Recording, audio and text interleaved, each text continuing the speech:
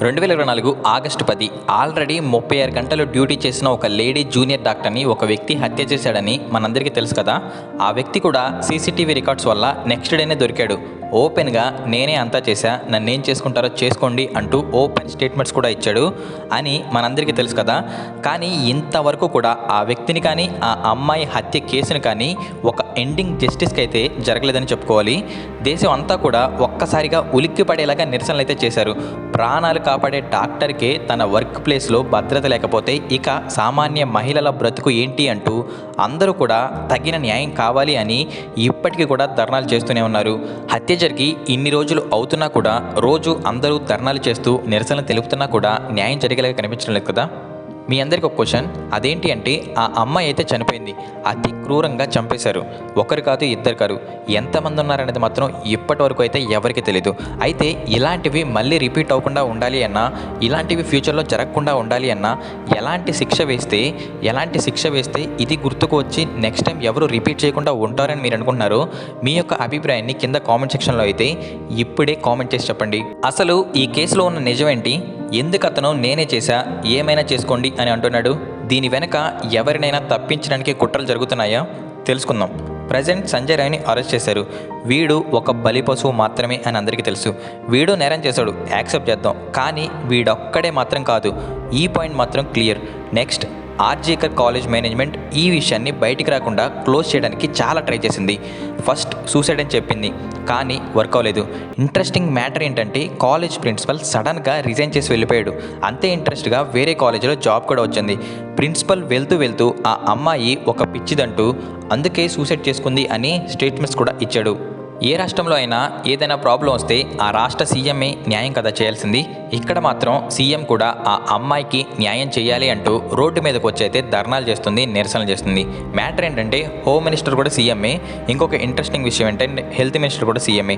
ఇండియాలోనే కాదు, ప్రపంచంలోనే ఇలా జరగటం మేబీ నాకు తెలిసి ఇదే ఫస్ట్ టైం అని నేను అనుకుంటున్నాను.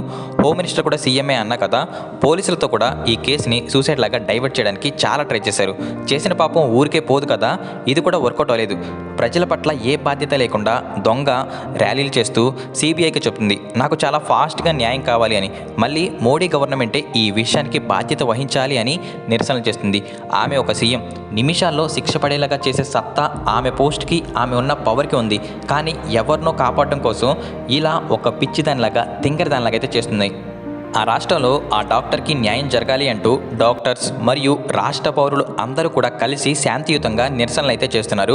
డైరెక్ట్గా పోలీసులు చేసే తప్పు అవుతుందని కొంతమంది, దాదాపు ఒక 100 నుంచి 200 మంది రౌడీలు అయితే వచ్చి అందరినీ కొట్టి హత్య జరిగిన ప్లేస్కి వెళ్ళి ఆధారాలు అన్నింటినీ కూడా నాశనం చేశారు. ఇంత జరుగుతున్న కూడా ఒక్క పోలీసు కూడా వచ్చి ఆ రౌడీలను అడ్డుకోలేదు. మీకు ఇందాకలే చెప్పే కదా, ఆ రాష్ట్రం యొక్క హోమ్ మినిస్టర్ కూడా అక్కడ సీఎంఏ అని. అప్పుడే అందరికీ క్లియర్గా అర్థమైంది. అదేంటి అంటే ఇక్కడ గవర్నమెంట్ ఇండైరెక్ట్గానే కాదు, డైరెక్ట్గానే దోషులను ఏదోలాగా తప్పించడానికి ట్రై చేస్తుందని.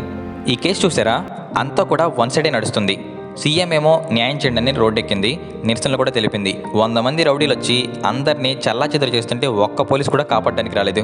సడన్గా కాలేజ్ ప్రిన్సిపల్ ఏమో రిజైన్ చేసి వెళ్ళిపోయాడు. ఆల్ ఇండియా క్రిమినల్ లెవెల్లో ఒకడు వచ్చాడు, తప్పంతా నేనే చేశా, నన్ను చంపేయండి అంటూ సంజయ్ రాయ్ లొంగిపోయాడు. అంతా కూడా వన్ సైడ్ లాగా కనిపిస్తుంది. అసలు ఆ జూనియర్ డాక్టర్ని చంపడానికి మెయిన్ రీజన్ ఏంటి అంటే ఆ కాలేజీలో జరుగుతున్న చీకటి కొనాలు. అవేంటి అంటే బాడీ పార్ట్స్ని ఇల్లీగల్గా అమ్మేస్తున్నారంట. ఈ విషయాన్ని తెలుసుకున్న ఆ డాక్టర్కి చాలాసార్లు అయితే బెదిరించారంట. ఇక ఇలా కుదరదని ఫిక్స్ అయ్యి 36 గంటలు డ్యూటీ వేసి అంతా కూడా ప్లాన్ చేసి ఆ కాలేజ్ ప్రిన్సిపల్, కొంతమంది డాక్టర్స్, సంజయ్ రాయ్, కొంతమంది పొలిటికల్ సపోర్టర్స్, దాదాపు ఒక 20 నుంచి 30 మంది ఆ అమ్మాయిని అయితే టార్గెట్ చేసి చిత్రహింసలు పెట్టి కొట్టారంట. మెడ, చేతులు, కాళ్ళు విరిచేశారంట. అక్కడితో ఆగకుండా ఆ అమ్మాయిని అత్యాచారం కూడా చేశారంట. అసలు ఇలాంటి వారిని ఏం చేయాలంటారు? అది కాకుండా 10 రోజులు దాటిపోయింది, న్యాయం కూడా జరిగేలాగా కనిపించలేదు. చివరికి అన్యాయమే గెలిచేలాగా కనిపిస్తుంది. తను చేసిన తప్పేంటి అసలు? ఒక అమ్మాయిలాగా మన దేశంలో పుట్టడమా? డాక్టర్ అయ్యి నలుగురికి మంచి చేయాలని అనుకోవడమా?